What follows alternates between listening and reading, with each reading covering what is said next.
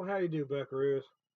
So I'm on my fourth beer from the Guinness Brewers Project, and I'm right at the end of my Bushmills 21. I thought, originally I just was going to kill it in the first couple, but there's four beers. I thought, well, I'm going to have a little spread it out through all four beers. That way I can pair the Guinness 21 with every beer in the Bushmills 21 with every beer in this Guinness pack.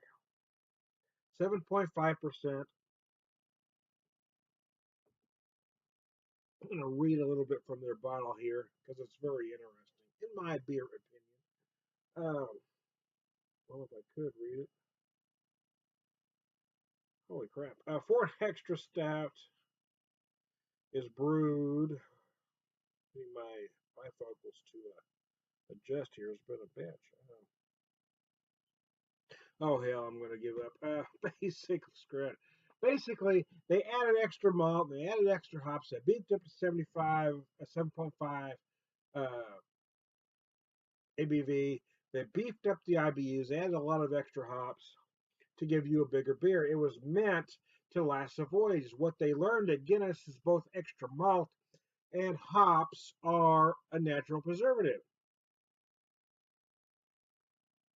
which that's how the original IPAs were born, is that you added extra hops to the pale ale, and that's what made an India Pale Ale. Well, the same goes for the Russian Imperial Stout. To make the stout last to Russia, well, they made that you added extra malt. The problem, in my opinion, is although I love an Imperial Stout, is that made it sweet.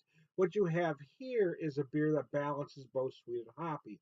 It's not as it doesn't have as much ABV as an Imperial Stout at 7.5. Most are between 8 to 10. Modern American crafts can be even more than that. But you have more IBUs than a traditional imperial stout. So what they did is they gave you more malt and more hops. They gave you a more balanced beer, in my opinion. So I'm a big fan of the foreign extra stout or the FES, foreign extra or foreign export, as they've been called. Either way, FES applies. I just love the beer. I think it's a damn fine beer. You'll get notes of chocolate. You're going to get a whole lot of toffee. It really is just a little bit bigger version of their West Indies porter, in my opinion. It has just a little thicker mouthfeel.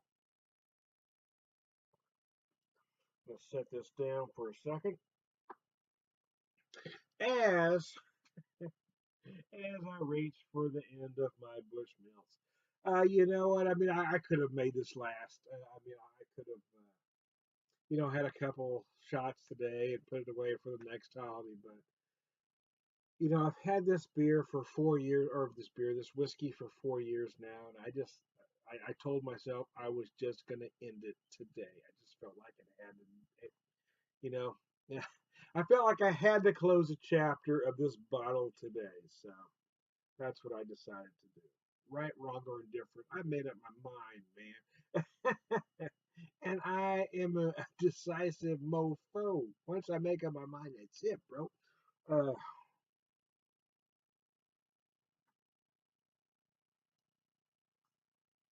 So we started the St. Patrick's Day out. My wife and I have breakfast together.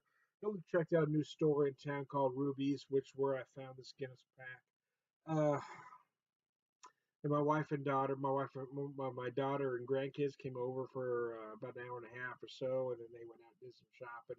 And then we're going to finish this evening off. I'm going to go over there for a little bit. Well, my wife and I are both going to go over there and have some time with them.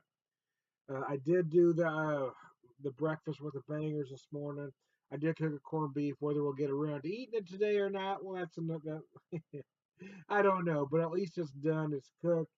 Hey, I may eat it tomorrow. I may eat it Sunday, but I got around to doing it, and that alone is a moral victory.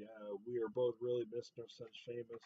This holiday was, meant a lot to him. He really loved planning menus, and it was a big family holiday. And I've had some beer, I've had some whiskey, and I'm going to try not to get depressed. Anyways, hey, I hope you all are having a good time. I am trying to be a whisperer. Happy St. Patrick's Day to y'all.